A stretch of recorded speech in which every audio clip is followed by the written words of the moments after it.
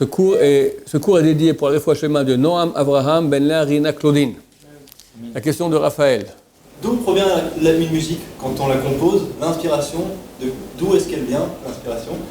Et si on peut penser qu'elle vient, selon le compositeur, donc des inspirations qui soient d'une Avodah Zarah ou une source bonne ou source mauvaise. Voilà. Est-ce que c'est possible du coup que ça influence la Neshama du juif qui écoute par exemple la musique classique, qui a été composée par soit un être qui est malsain ou alors idolâtre, ou qui n'est pas ou une bon. personne aujourd'hui athée mais pas une personne morale.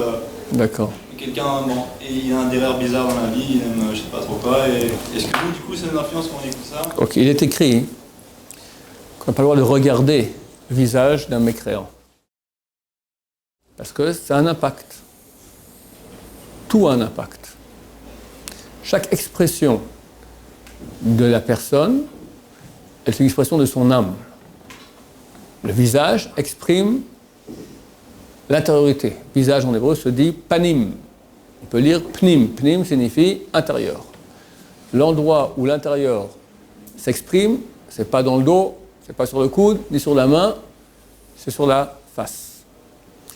Dans chaque expression de l'être, dans la parole, dans l'écriture, et même dans la musique, c'est une expression de son âme. Si l'âme, elle est pure, alors c'est pur. Si l'âme, elle est impure, c'est impur. Quand je dis âme pure et impure, c'est en fonction des pensées de la personne, en fonction des agissements de la personne. Et principalement la musique. La musique, c'est une chose extrêmement haute. Le Gaon de Vilna, il a dit le Gaon de Vilna, c'est le génie de Vilna, c'est le plus grand rabbin peut-être des derniers siècles qu'a connu le peuple d'Israël, était tout simplement génial, d'une envergure spirituelle tout à fait anormale. Il a fait un commentaire sur une partie du Zohar qui s'appelle Sifra de Tzniuta, le livre de la pudeur. C'est tous les grands secrets de la Kabbalah qui sont là-bas. Il a fait un commentaire là-dessus. J'ai jamais lu même un mot de ce commentaire, mais j'ai lu l'introduction du Rav Chaim de Volojine sur ce commentaire. Rav Chaim de Volojine, c'était un des élèves du Gaon de Vilna. Alors dans cette introduction, il parle un peu de la grandeur de son Rav, Zichron Livracha, qui étudiait 5h30, dormait une demi-heure, étudiait 5h30, dormait une demi-heure, comme ça toute sa vie. Et quand il dormait, il montait dans les yeshivot d'en haut, apprenait la Torah là-haut. On revenait sur Terre et disait qu'est-ce qu'il avait appris dans les yeshivas de Rashbi, du Rashba, d'accord. Et dans son commentaire là-bas sur Sifra Tzniuta, à un moment il écrit « Je tiens ce chidouche », c'est le chidouche qu'on dit en français, un chidouche, cet enseignement de Yaakov Avinu. Donc il était... les grands tzadikim ont des rencontres avec des grands de Torah. Et lui, un avis. Chaque grand de Torah, on sait qu'Abraham Kanevski, sa femme a dit à son père, Rav Eliashiv, tu sais papa, Chaim, il était présent, les deux sont dit, Chaim, mon mari, il a Gilou Eliaou. C'est normal. D'où est-ce? Il lui a dit.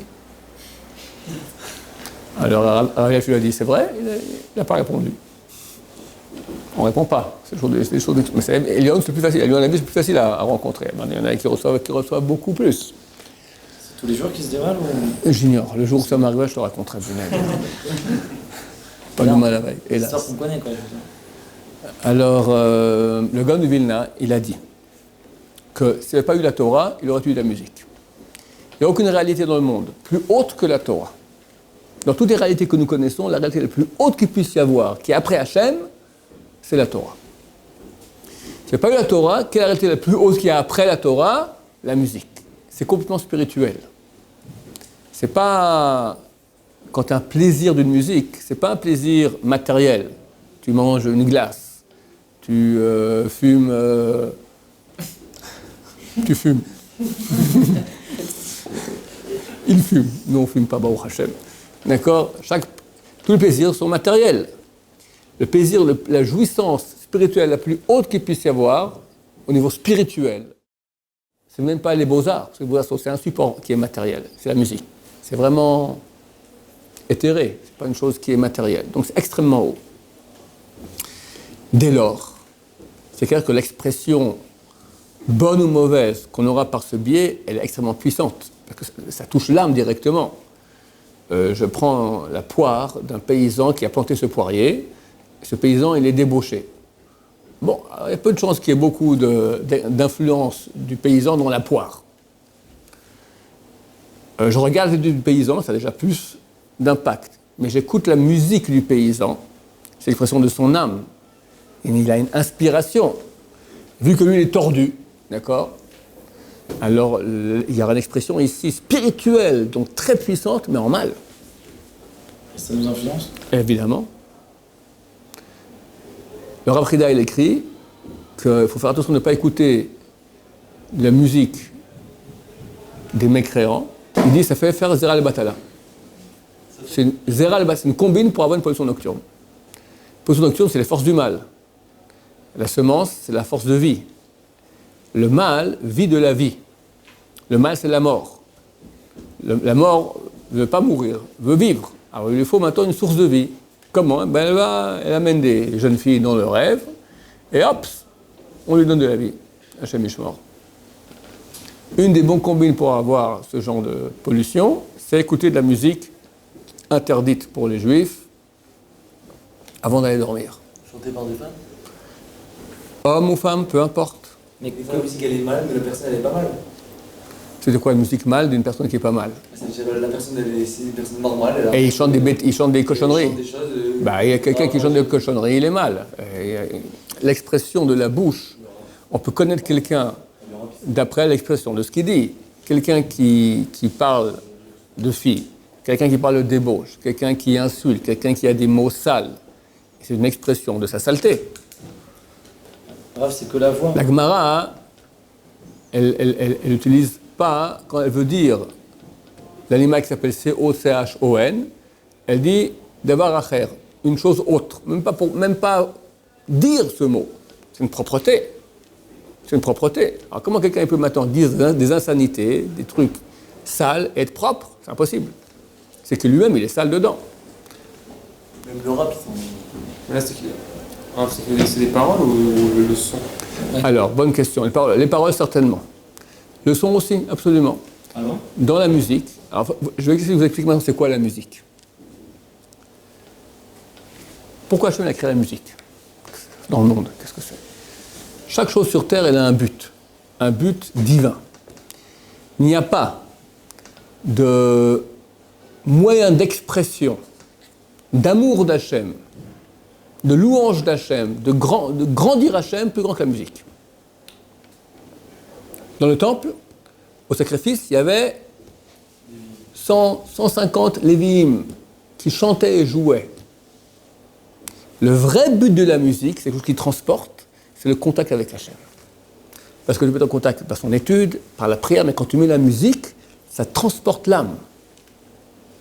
C'est marqué dans la Bible, les prophètes, il y avait des écoles de prophètes. Il y a un prophète qui s'est énervé. Tu t'énerves, fini, la présence divine, elle part. Alors il a demandé qu'on joue de la musique. On joue tan, tan, tan, tan, je ne sais pas comment il jouait à l'époque, d'accord, tan, tan, tan, je ne sais pas, je ne pense pas. Hop, il s'est bien prophétisé. La présence divine revient. On peut être prophète que si on est en joie, mais la joie, ce n'est pas rigoler. La joie, c'est quelque chose d'extrêmement intérieur, très puissant intérieur. La musique, je ne sais pas si vous avez senti des fois dans les mariages qui sont très saints, avec beaucoup de kdusha, la musique en kdusha, ça fait décoller au niveau de sainteté. On peut avoir des expériences de communion avec Hachem par la musique énorme. Donc quand c'est de la musique cachère, dans un cadre cachère, dans un cadre saint, c'est très très haut. Par exemple, des fois, les Aminoraïm, il y a des chansons, il y a des mélodies, elles peuvent te faire décoller. Si tu avais dit la même prière sans mélodie, tu aurais beaucoup moins décollé. Alors c'est pas pour faire joli. C'est vraiment un, comment expliquer cela? C'est un canal d'Avodat Hashem.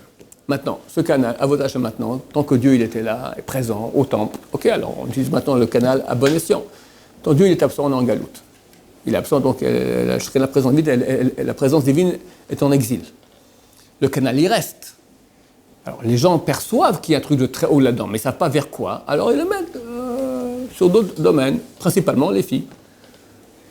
Le sujet principal traité par les chansons, Les chansons. c'est pas les lapins, c'est pas les trucs, c'est les filles.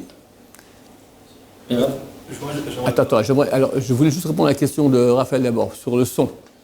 Est-ce que les paroles ou c'est aussi la musique elle-même? C'est la même question que toi, ok.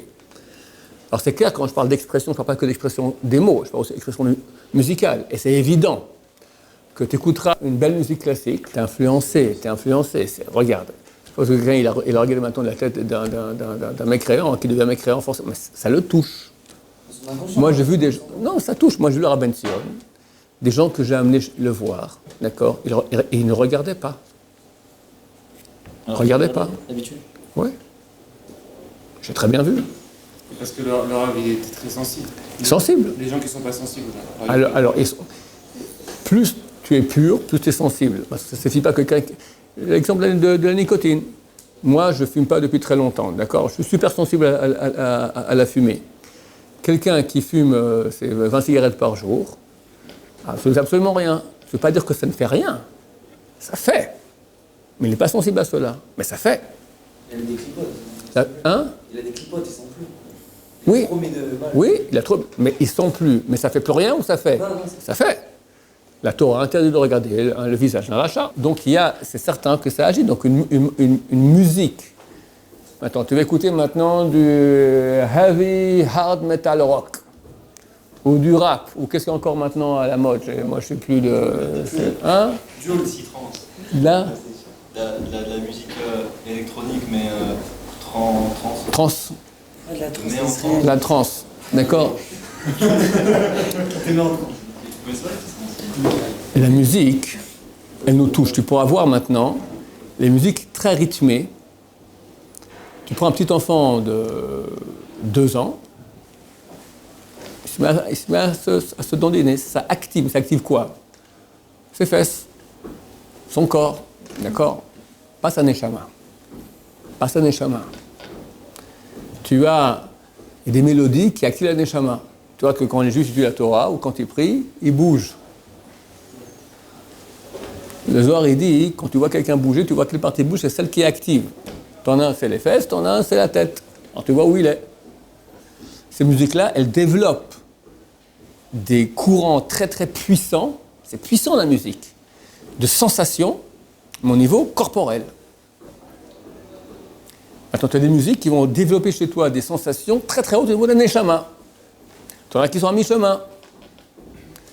Je pense que du jazz, par exemple, c'est moins hard que les musiques modernes qu'il y a actuellement.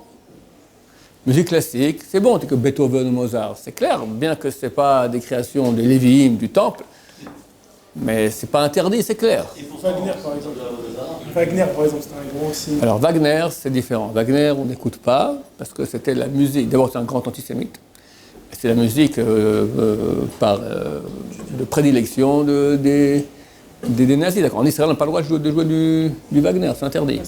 En public, on n'a pas le droit de Wagner. Non, c'est interdit. Si j'ai compris, il ne faut pas écouter certaines musiques, parce qu'elles viennent de forts comme ça, qui vont réveiller en nous des femmes dans nos rêves. Mais pourtant, on sait bien que Mozart, c'était le plus grand coureur de l'époque. Alors lui, du coup, je n'étais pas au courant. Je me fais à penser. Très bien. Je me fais à penser que du coup, sa musique, est-ce qu'elle est imprégnée Für Elise, pour Elise, tu as raison. Non, c'était Beethoven, Für Elise. Je ne sais pas à quoi penser. Est-ce que par exemple, ce que j'aimerais dire aussi, c'est que si un juif, il joue une composition qui est impure, ça la sublime. Ça la change. Ça. Alors, le Rav Yosef a créé une tchouva, une réponse. Est-ce qu'on a le droit de prendre des musiques goy et y mettre des paroles de sainteté? La réponse, oui.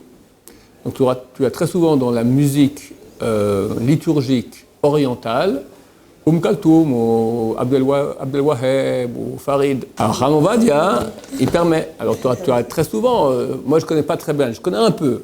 Mais tu as des musiques, donc c'est fait sur des sujets, par exemple, le tube arabe, qui jusqu'à aujourd'hui, ça fait 50 ans qu'il tient la route. 50 ans. Depuis le Maroc jusqu'aux Philippines. Tout le monde arabe écoute Inta Omri. Ah ouais. Et, bon, je ne vais pas vous faire la musique Inta Omri, c'est un tube de Kaltoum, c'est Abdel Wahab qui l'a écrit. Nasser a demandé à Abdel Wahab et Kaltoum, ils étaient un peu en bis-bis. Alors Nasser a demandé à Abdel Wahab de lui préparer une chanson, Et Katoum l'a chantée. C'est une chanson qui dure entre 3/4 d'heure et 1h15. Ça monte, ça descend, etc. Et moi, je ne la connais pas en arabe. Je la connais par, comment il s'appelle ce grand chanteur, le chanteur favori de Rav Ovadia, c'était, comment il s'appelle? C'était de la plaque. Le chanteur de Rav Ovadia. Non, oriental. Khaboucha, très bien. Khaboucha. Non, Khaboucha. Khaboucha, c'est le chanteur Rav Ovadia. Ouais. Alors Khaboucha, il a pris cette chanson-là et il l'a fait en paroles juives. Et moi, je connais cette version.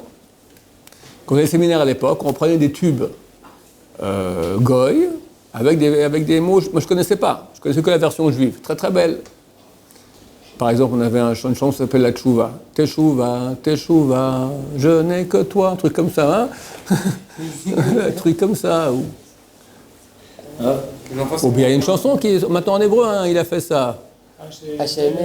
Voilà, on va danser. Mais des fois, il y a des... Voilà, c'est permis. Il y a une tchouva qui permet cela. Donc là, on prend de l'impureté, on la fait passer dans la kedusha. Ça va. Avec des paroles. Avec des paroles. Et sans paroles, c'est possible. C'est ça. Moi-même, je joue du piano. Est-ce qu'il est encore permis? Vous jouez aujourd'hui sur Chopin? Vous qui êtes juif? C'est permis. Alors, C'est pas génial, mais c'est permis. après, la question, c'est la musique, tu as comme un chien qui revient. Ah, rien à voir. À part Si ça. ça fait élever, ça monte vers Hachem. Non, à part ça, étant donné que le temple est détruit, on doit être en tristesse. Il y a interdiction d'écouter de la musique. Plus façon de jouer. On peut jouer et écouter de la musique que dans les smachot, mariage, bar mitzvah, etc. Pourquoi? D'abord parce que ça met en joie. Secondo, parce que la vraie finalité de la musique, c'est le chant vers Hachem. Il y a 10 mots pour dire tfila, pour dire prière Hachem. Tfila, za'aka, shva'a, etc. Le mot le plus haut, la prière la plus haute s'appelle shira. Bnei Israël sortent d'Égypte, après la mer Rouge, ils font une shira Hachem. Il n'y a pas de niveau plus haut de prière. Tu es en état d'extase extraordinaire par la musique, de contemplation et de remerciement et d'adulation et d'adoration de Hachem. Ça veut dire on sort dehors, on ne peut pas écouter de la musique? Alors non, c'est interdit. Alors les décisionnaires actuels, ils ont dit, étant donné qu'aujourd'hui, les gens, ceux qui ont les nerfs fragiles, ils peuvent. Parce que sans musique, ils rentrent en déprime. Alors la déprime, c'est extrêmement mauvais. C'est la pire chose qu'il puisse y avoir, la tristesse.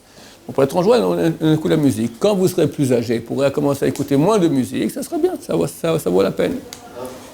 Vous avez dit que les musiques qui étaient négatives pour nous, c'est les musiques qui réveillaient un peu les pulsions, qui réveillaient le corps. Ouais. Alors que les musiques classiques, comme par exemple Beethoven, etc., Ouais.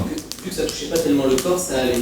Moi j'ai une question, je comprends pas, parce que Beethoven, Bach et tous ces gens-là, ils faisaient beaucoup de musique qui était en rapport avec la Vodazara. Des fois, elles n'ont pas de paroles, mais leur titre, c'est un titre de la Vodazara. Ça s'interdit. Toutes les messes de Bach, par exemple. Mais sans parole, On ne peut pas écouter. Sans parole. Bien sûr qu'il y a des paroles de Vodazara, c'est pas dingue, mais même sans parole, elles sont inspirées par ça. Même leur titre, c'est... Ok, je dis pas que c'est génial. C'est permis. Tu verras que dans le monde orthodoxe, personne n'écoute du Beethoven. Il y a un grand Baal Tshuva, il s'appelle Rav Leuchter, d'accord, c'est un Baal Tshuva, qui est très proche du Rav Wolbe. Il avait 3000 cassettes de musique classique. Le Rav Wolbe a dit, tu peux encore continuer à écouter, ça va. Parce que c'est partie de sa personnalité, il a besoin de ça. Ok, c'est pas interdit. Mais tu verras que jamais tu verras dans les radios orthodoxes, on te met du Beethoven, ça n'existe pas. Je ne sais pas si ce qu'ils mettent, c'est mieux. Hein. Ils te mettent aujourd'hui des variétés qui sont aussi des trucs rythmés, avec des paroles de Torah. C'est pas plus grave de toucher avec de la musique, on va dire, c'est pas plus grave de toucher la neshama avec une musique qui est malsaine plutôt que de toucher le corps, là ça part, ça finit. Alors que la neshama, on fait... Non, mais, oui, absolument. J'ai dit la musique, c'est beaucoup pernicieux parce que ça provient de quelque chose de beaucoup plus spirituel, donc ça rentre beaucoup plus fort. Ah, par exemple, un style de musique qui est malsain, par exemple le rap. Ouais. On peut faire du rap Torah, genre. C'est moins grave que du rap, mais c'est pas génial. J'ai entendu une fois une musique, d'accord? Shema Israël, ta-na-na-na-na-na-na-na, Hashem Elokeinu, ta-na-na-na. Bon, ça va, c'est une blague. T'as voulu mettre un heavy hard rock, le rendre kasher, t'as mis des paroles de Torah. C'est une blague. Et en plus, il est interdit d'utiliser des paroles de la Bible en musique. C'est interdit. Interdit. on a le droit de dire des paroles de Torah en musique. Je n'ai pas le droit de faire de la musique avec des paroles de Torah. C'est une nuance. Quand je veux maintenant louer Hachem, et je dis maintenant des versets, mais j'ai fait pour louer Hachem, je le fais en musique, Ana Hachem Oshiana, Ana Hachem Oshiana, c'est Teilim.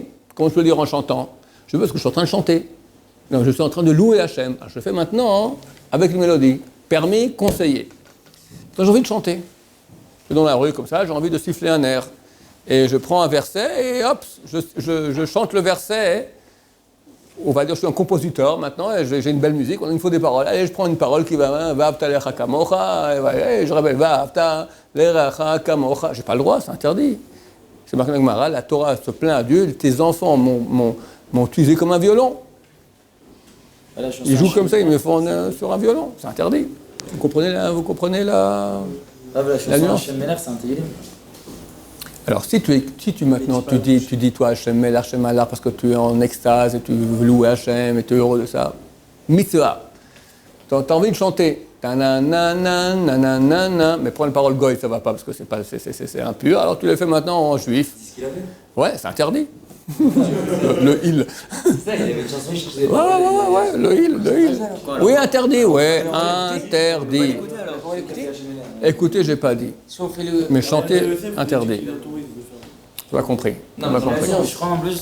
Attends, ce sont des versets maintenant. Si je dis maintenant, il y a des chansons, les mêmes chansons que tu mettais le matin, Lecha Ezak, ce truc-là, hein, ça c'est lui qui a inventé les paroles d'amour d'Hachem. Aucun problème, c'est les paroles de Torah. Un verset, je prends un verset. Torah Neim Ktuvim, je prends un verset. Ça c'est interdit. Tout le monde prend des... Non, il y en a qui inventent des paroles, ça c'est très bien. Alain Bechoach. À part le fait que c'est délicat parce que c'est un nom de Dieu, d'accord, mais Alain Bechoach, c'est pas des versets. Tu peux le dire en chanson. Noah, Ale, Tirushalayim et tout ça. Ah bah tu peux pas. Ah bah c'est Teilim. Et tu connais qu'à lire avec en chantant. Alors si tu fais un tikkun haklali, tu pries, tu le fais en chantant, très bien. Je prie en chantant. Tu fais une musique pour Et maintenant je chante en disant des choses de parole. Est-ce que ton but c'est chanter ou c'est prier? C'est ça la question.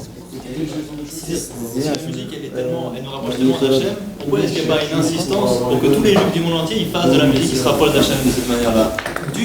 De cette manière entre autres. Et notre question c'est, j'ai entendu... On ne sait pas aujourd'hui comment utiliser le canal de la musique pour louer Hachem. Ça existe dans les prières qu'on fait à la synagogue, il y a des belles mélodies. Il y a Minoraïm, les Slichot. Un instrument de musique Ouais, j'ai compris. Ça se fait pas aujourd'hui. On n'a plus les outils, on ne sait plus comment. Très bientôt, le temple sera reconstruit et ça sera à fond de la caisse. Mais actuellement, on est en exil. Donc, le canal est utilisé maintenant en tant que musique. Et c'est faux. C'est utiliser l'ustensile sans utiliser la finalité. La finalité, c'est musique pour Hachem. Ouais. J'ai pas compris en fait. C'est le Teilim qu'on n'a pas le droit de chanter nous-mêmes dans la rue. Il y a quelqu'un maintenant, il peut vouloir chanter. Ou il peut vouloir maintenant prier. Quand il veut prier en musique, c'est bon. Quand il veut chanter avec la Torah, c'est pas bon. Et on peut les écouter ou pas? Chanter, non, mais on peut. Je pense que oui. D'accord. Et les musiques sans parole, vous avez dit c'est permis, mais c'est déconseillé, c'est ça? De mécréants, non. Faut pas écouter, ça mène vers le batala. Une dernière question parce qu'on doit y aller. J'ai entendu comme ça, et c'est vrai que siffler, ça repousse la Géoula, il faut éviter de siffler, c'est pas un commencement. J'ai cherché ça beaucoup, j'ai pas vu. On dit que les Romains qui ont détruit le temple, ils sifflaient. Ah. Mais j'ai vu ça nulle part. J'ai beaucoup cherché. Vous avez entendu ça aussi? Oui, j'ai entendu. J'ai entendu. Mais j'ai pas vu ça nulle part. Nulle part. Et la cornemuse, il y a ou pas? Hein? La cornemuse. Qu'est-ce que la cornemuse? Ouais, pourquoi pas? Aujourd'hui, c'était un son de la table. J'avais entendu. Baruch Adonai, Eloheinu Amen.